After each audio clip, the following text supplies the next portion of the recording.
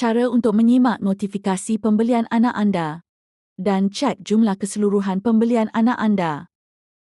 Pertama sekali, jika anak anda membuat pembayaran, di sekolah anda akan menerima notifikasi di bahagian mesej.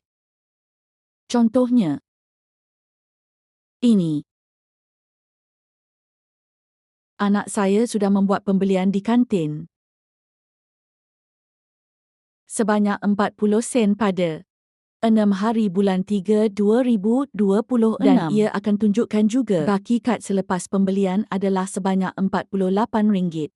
Anda juga boleh tekan pada lihat butiran. Ini adalah jumlah keseluruhan transaksi yang dibuat oleh anak anda. Anda juga boleh pilih tarikh. Dari tarikh berapa hingga tarikh berapa. Ia akan keluar semua jumlah keseluruhan pada tarikh tersebut. Ini juga membolehkan anda untuk memantau semua pembelian dan transaksi anak anda di sekolah.